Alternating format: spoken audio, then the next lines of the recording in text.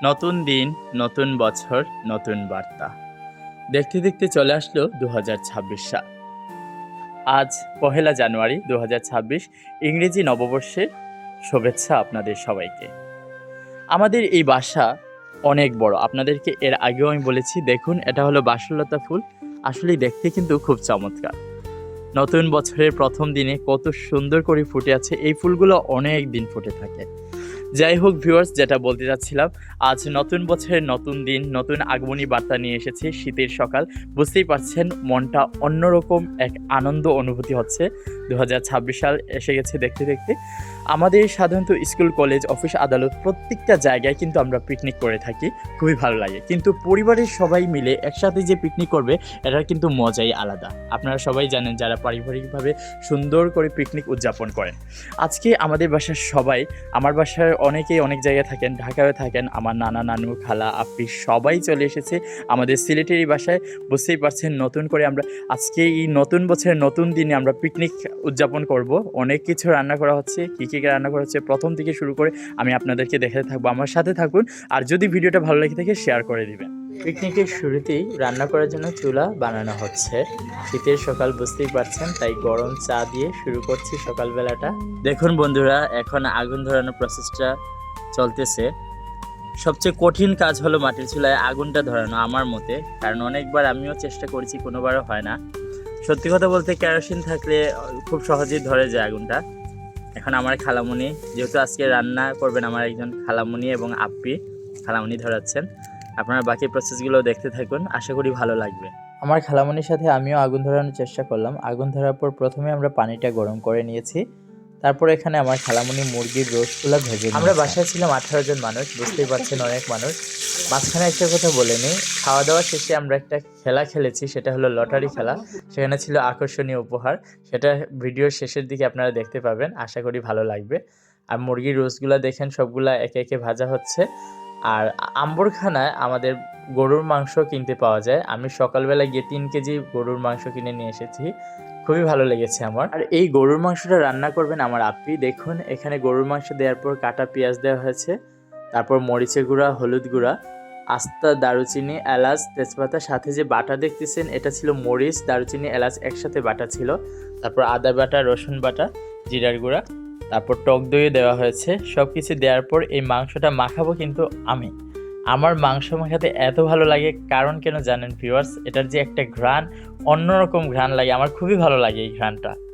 এখন তেল দেওয়া হচ্ছে, পরিমাণ মতো লবণ দেওয়া হয়েছে। আমি মনে করি মাংসটা রান্নার স্বাদটা চেঞ্জ হয়ে যায় একমাত্র হাতে মাখার উপর, কারণ হাতে যত ভালো করে মাখাবেন ততই কিন্তু মাংসের টেস্টটা দারুণ হয় আমার কাছে। আর এটা তো বুঝতে পারছেন, বাজারে টাটকা গরুর মাংস এবং মাটির চুলায় রান্না করা হবে, অন্যরকম এক অনুভূতি। আপনারাও যারা ঢাকায় থাকেন বা যাদের এরকম বড় বাড়ি আছে, সবার ফ্যামিলি সবাই একসাথে হলে এভাবে পিকনিক করবেন, দেখবেন অন্যরকম আনন্দ অনুভূতি কাজ করে। আর মাংসের ডেকটা মাটির চুলায় এনে আমি বসিয়ে দিয়েছি, আমার তো খুবই ভালো লাগতেছে। আর খুব সহজেই কিন্তু, যেহেতু টাটকা মাংস, খুব সহজে তাড়াতাড়ি রান্নাটা হয়ে গেছে কিন্তু। আর এটা দেখুন বেগুনের গাছ, এটা আমার নানুর লাগানো, অনেকগুলা বেগুন ধরেছিল আগে, এখন কয়েকটা আছে। তারপর এখান থেকে দেখাচ্ছি আপনাদের আমাদের বাড়ির একটা দৃশ্য, আমার খুবই ভালো লেগেছে। এই বেগুন গাছ থেকে গিয়ে এই দেখুন মাংসটা রান্না করা হচ্ছে। এরপর আমি নিয়ে যাচ্ছি, এটা হলো মুরগির রোস্ট যে ভাজা হয়েছে, এটা আমার আপ্পি রান্না করতেছেন গ্যাসের চুলায়, বুঝতেই পারছেন, কারণ মাটির চুলায় এত কিছু একসাথে রান্না করা ঝামেলা হয়ে যায়। আর এটা হলো পেঁয়াজ বেরেস্তা করেছেন আমার নানু, খুব সুন্দর করে বেরেস্তা হয়েছে। বেরেস্তা দিয়ে রান্না করা হয়েছে মুরগির রোস্ট, আর এটা ঢালা হচ্ছে টক দই। এদিকে আরেক চুলায় রান্না করা হচ্ছে, এটা অন্যরকম একটা রেসিপি, সেটা হলো ফুলকপি পাতাকপির কুরমা। এই কুরমাটা খেতে আসলে অসাধারণ। এটা কিন্তু বেশিরভাগ রান্না করা হয় ঘি দিয়ে। এই দেখুন আড়ঙ্গের ঘি দেওয়ার পর রান্নাটা কিন্তু অসাধারণ টেস্ট খেতে। দেখুন ভিউয়ার্স, কতক্ষণ আগে আপনাদেরকে দেখিয়েছিলাম আমি গরুর মাংস বসিয়েছিলাম, এখন এটা একটু নাড়াচাড়া করে আপনাদেরকে দেখাবো। মাটির চুলার রান্নার স্বাদ কিন্তু আলাদা। বাজারের টাটকা গরুর মাংস মাটির চুলায় রান্না করা হচ্ছে, বুঝতেই পারছেন এটার স্বাদ একদমই অন্যরকম হবে। এই দেখুন মাংসর টেস্টটা আমি মনে করি হাতে মাখানোর উপর নির্ভর করে, যত ভালো করে মাখানো হবে টেস্টটা তত ভালো হবে। এই দেখুন কত সুন্দর কালার, মাংসটা দেখতে দেখুন আপনারা। পিকনিকে আরও অনেক কিছু রান্না করা হচ্ছে, আইটেম সব কিছু সাথে থাকছে, দেখতে থাকুন আপনারা। সব রান্না শেষে এবার খাবারের সময় হয়ে গেছে। আমাদের বাসার ড্রয়িং রুমটা এত বড় যে সব মানুষই এখানে জায়গা হয়ে গেছে। দেখুন প্রথমে সালাডটা সাজানো হয়েছে, আর এখানে হলো পোলাও, দেখুন বড় ডেগে পোলাও রান্না করা হয়েছে। পাশেরটা হলো স্পেশাল গরুর মাংস মাটির চুলায় রান্না করা। খেতে কিন্তু আসলে এটা অসাধারণ হয়েছে, দেখুন কালারটাও খুবই সুন্দর হয়েছে, যা বলে বোঝানো দেখাবো। ফুলকপি পাতাকপি কোরমাটা এটা আমার নানু ছোটবেলা খাওয়াতেন, সাথে ডিমটাও আছে, ডিম আমার খুব প্রিয়। কাদের কাদের ডিম পছন্দ অবশ্যই কমেন্ট করে জানাবেন। আর এটা হলো মুগ ডাল, মুরগির হাড্ডি দিয়ে রান্না করা হয়েছে, এটার টেস্টও কিন্তু আসলে অসাধারণ হয়েছে। আর মুরগির রোস্টটা দেখুন, এটা আমার আপ্পি রান্না করেছেন, অন্যরকম টেস্ট, এটা আসলে অসাধারণ হয়েছে।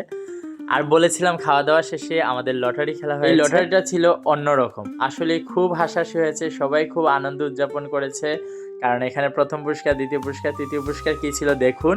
প্রথম পুরস্কার ছিল ফুলকপি, দ্বিতীয় পুরস্কার লাউ, আর তৃতীয় পুরস্কার ছিল উড়ি 1 কেজি। বুঝতেই পারছেন খুবই জমজমাট আয়োজন হয়েছে। কেমন লাগলো ভিডিওটি অবশ্যই সবাই কমেন্ট করে জানাবেন। যদি ভালো লাগে থাকে ভিডিওটি শেয়ার করে দেবেন। আল্লাহ হাফিজ।